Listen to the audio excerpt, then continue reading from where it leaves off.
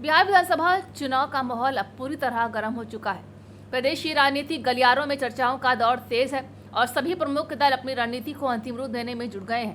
पहले चरण के चुनाव के लिए नामांकन प्रक्रिया पूरी हो चुकी है और इसी बीच असदुद्दीन ओवैसी की पार्टी ऑल इंडिया मजलिस-ए-इत्तेहादुल मुस्लिमीन ने अपने उम्मीदवारों की पहली सूची जारी कर दी है। पार्टी ने कुल 25 उम्मीदवारों के नामों का ऐलान किया है। इनमें ऐसे कई नाम हैं जिन्होंने पहले भी स्थानीय स्तर पर चुनाव लड़ा है, तो कुछ बिल्कुल नए चेहरे हैं जिन्हें इस बार ओवैसी ने मौका दिया है। वहीं एआईएमआईएम की इस पहली सूची में सबसे ज्यादा चर्चा सिवान सीट से हो रही है। ये वही सीट है जिसे कभी दिवंगत बाहुबली नेता मोहम्मद शहाबुद्दीन का गढ़ कहा जाता था। शहाबुद्दीन के दौर में सिवान की राजनीति का हर समीकरण उनके इर्द गिर्द घूमता रहता।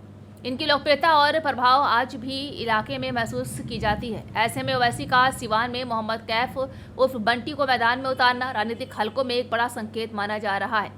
राजनीतिक विशेषज्ञों का मानना है कि ओवैसी का ये कदम महागठबंधन और एनडीए दोनों के लिए नई चुनौती खड़ी कर सकता है। जहां बिहार में मुसलमानों की आबादी करीब 17% है और कई विधानसभा सीटों पर वे निर्णायक भूमिका निभाते हैं। ओवैसी की पार्टी अब तक सीमांचल इलाके तक ही सीमित मानी जाती थी, लेकिन इस बार एआईएमआईएम का फोकस सीमांचल से निकलकर उत्तर बिहार और सारा सिवान इलाके की ओर बढ़ता दिख रहा है। एआईएमआईएम के प्रदेश अध्यक्ष अख्तरुल इमान ने उम्मीदवारों की सूची जारी करते हुए कहा है कि पार्टी बिहार के हर वर्ग की आवाज़ बनना चाहती है। उन्होंने कहा है कि ओवैसी की राजनीति नफरत नहीं बल्कि हक और इंसाफ की राजनीति है।